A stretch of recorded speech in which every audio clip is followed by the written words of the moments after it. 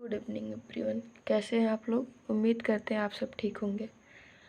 तो आज हम आप लोगों को हाइपरटेंशन के बारे में बताने वाले थे। तो वीडियो को स्टार्ट करने से पहले आप हमारे वीडियो को लाइक करें, सब्सक्राइब करें और कमेंट करें, ताकि जो भी वीडियोज हमारे अपलोड हो उसका नोटिफिकेशन आपके पास आसानी से पहुंच सके। तो हाइपरटेंशन क्या होता है गाइस?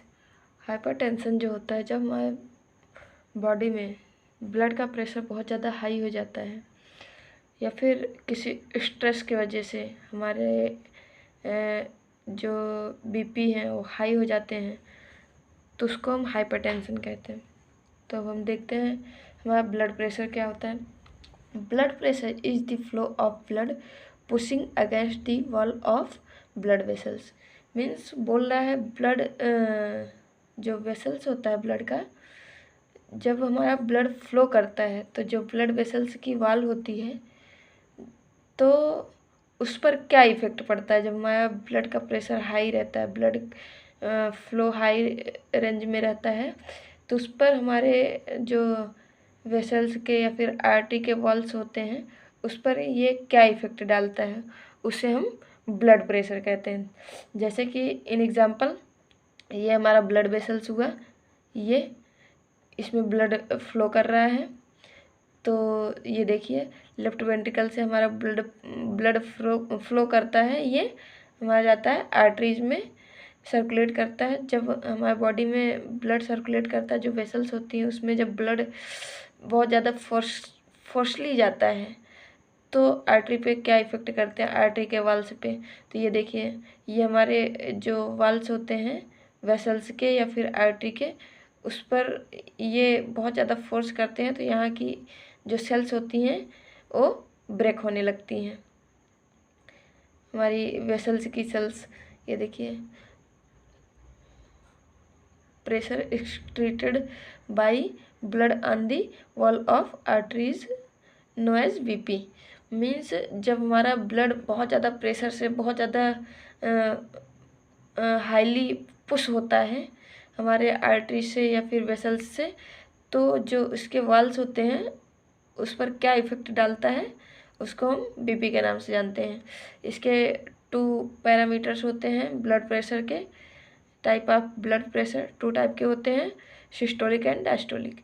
तो हम जानते हैं, आगे देखते हैं। Pressure in arteries when heart is beating and pass out blood from left ventricle of heart in blood vessels is known as systolic blood pressure 120 mmHg। तो मीन्स बोल रहा है, जब ये सिस्टोलिक के बारे में बता रहा है, सिस्टोलिक का ब्लड प्रेशर जो होता है ये नॉर्मल रेंज जो होता है वो 120 mmHg होता है, और जो डायस्टोलिक का होता है 80 होता है, 80 mmHg जो होता है ये पारा का होता है। इसे हम पारा या फिर मरकरी भी बोल सकते हैं, mmHg का मतलब होता है। तो ये सिस्टोलिक के बारे में मैंने बताया। तो ये बता रहा है कि जब हमारा हार्ट पंप करता है, यानी कि जो हमारे हार्ट में, जैसे ये हार्ट है, जब ये सिकुड़ता है तो इसमें का जो ब्लड होते हैं ये बहुत ज़्यादा फोर्सली ये हमारे बॉडी में इंटर करते हैं, बॉडी में फ्लो होते हैं। तो उसमें जो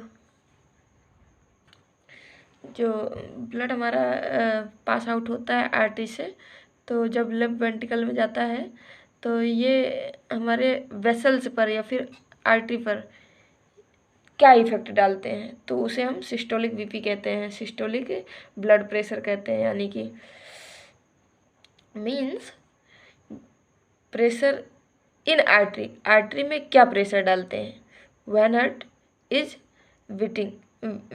बीटिंग, जब हमारा हार्ट ब्रीथ होता है, हार्ट ब्रीथ जो होता है, जब ये हार्ट हमारा ब्रीथ करता है, तो जब एक बार जैसे ये हमारा हार्ट हुआ, एक बार ऐसे करता है, ये हमारा सिस्टोलिक हुआ, ये जो थोड़ा सा रिलैक्स होके फिर ये कॉन्ट्रैक्शन रिलैक्सेशन होता है ना, रिलैक्स मीन्स रिलैक्स होता है, कॉन्ट्रैक्ट मीन्स किसी चीज़ को बाहर करना या फिर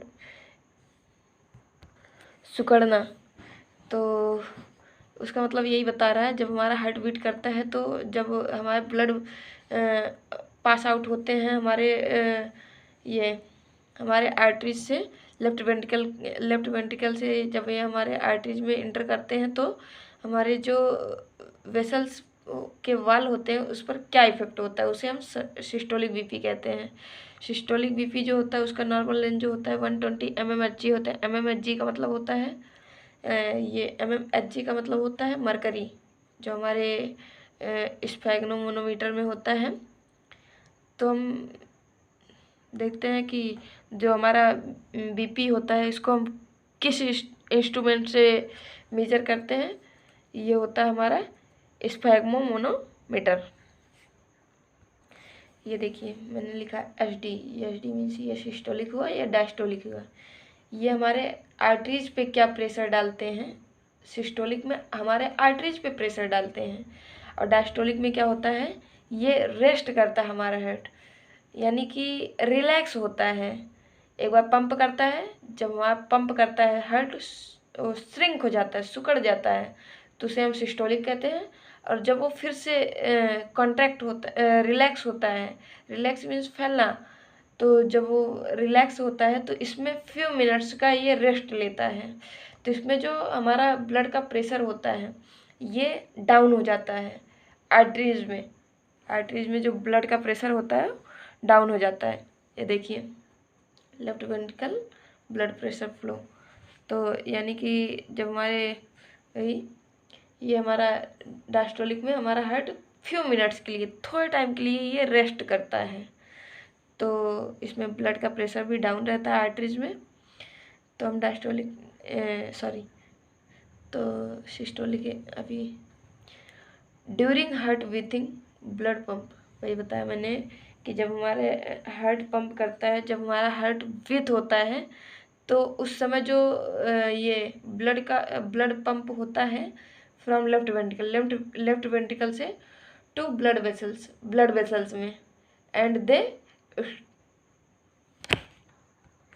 exerted a pressure on inner wall of blood vessels known as systolic blood pressure। हाँ, तो इसमें बता रहा है जब हमारा हार्ट ब्रीथ करता है तो जो हमारे ब्लड होते हैं ये जो पंप करते हैं हमारे वेसल्स में या फिर हमारे बॉडी में, तो जो हमारे वेसल्स होते हैं उसके जो ये देखिए इनर वॉल होते हैं, उस पर ये क्या प्रेशर डालते हैं, यानी कि उस पर क्या इफेक्ट पड़ता है, उसको हम सिस्टोलिक बीपी के नाम से जानते हैं, नो एज सिस्टोलिक बीपी या फिर सिस्टोलिक ब्लड प्रेशर। हम देखते हैं डायस्टोलिक ब्लड प्रेशर क्या होता है। मैंने बताया जैसे कि हमारा हार्ट थोड़ा सा रेस्ट करता है, ये देखिए pressure in arteries when heart rest between beats known as diastolic blood pressure, या इसका जो नॉर्मल रेंज होता है 80 mmHg। तो इसमें बता रहा है डायस्टोलिक में जो हमारा ब्लड का प्रेशर होता है ये हमारे डायस्टोलिक में कम हो जाता है, क्योंकि हमारा हार्ट रिलैक्स कंडीशन में आता है, रिलैक्सेशन कंडीशन में आता है, ये फ्यू सेकंड्स के लिए रिलैक्स करता है। तो ये देखिए इसका जो नॉर्मल रेंज होता है वो होता है हमारा 80 mmHg। तो ये देखिए हम जैसे कि समझते हैं normal BP, normal blood pressure जो होता है सिस्टोलिक, मैंने पीछे बताया था 120 mmHg होता है, और डायस्टोलिक जो होता है 80 mmHg होता है। ये नॉर्मल रेंज है इसके, बीपी बराबर सिस्टोलिक एंड डायस्टोलिक, बीपी बराबर सिस्टोलिक एंड डायस्टोलिक, इस प्रकार से हम समझते हैं। जैसा कि हमने पीछे बताया था कि हम ये बीपी को किस इंस्ट्रूमेंट से मेजर करते हैं, तो बीपी को मेजर करने के लिए हम स्फैग्नोमोनोमीटर का यूज करते हैं। ये हमारा बीपी इंस्ट्रूमेंट होता है जिसका यूज हम किसी भी हॉस्पिटल में करते हैं। तो ये देखिए in some condition in which BP can not be taken because in these condition patients have already high BP such as stress condition, heavy exercise and smoking etc. तो इसका मतलब हो रहा है, इसका मतलब बता रहा है जैसे कि हमारे पास कोई भी पेशेंट आया बीपी चेक करवाने के लिए, उसने बोला मैम हमारा बीपी चेक कर दीजिए या फिर सर हमारा बीपी चेक कर दीजिए। तो किसी भी पेशेंट का बीपी चेक करने के लिए हम उसको कुछ टाइम के लिए रेस्ट के लिए बोलते हैं, जैसे कि 10 से 15 मिनट हुआ या फिर 15 से 20 मिनट, उसको हम रेस्ट के लिए बोलते हैं कि पहले आप रेस्ट कर लीजिए। नहीं तो हम अगर सडनली जैसे हमारा पेशेंट आया तुरंत ही हम उसकी बीपी चेक कर लिए तो ऑलरेडी हमारा पेशेंट थक के आ रहा होता है या फिर दौड़ के या फिर एक्सरसाइज करके आ रहा होता है या फिर स्ट्रेस कंडीशन में होता है या फिर स्मोकिंग करके आया होता है। तो उस कंडीशन में क्या होता है, तो उस कंडीशन में हमारा बीपी जो होता है, बीपी रेट जो आता है वो हाई आता है, हमारे 120 mmHg अपान 80 mmHg से ऊपर आता है। तो वो हमारा मतलब हम उस बीपी को हम नहीं मानते हैं।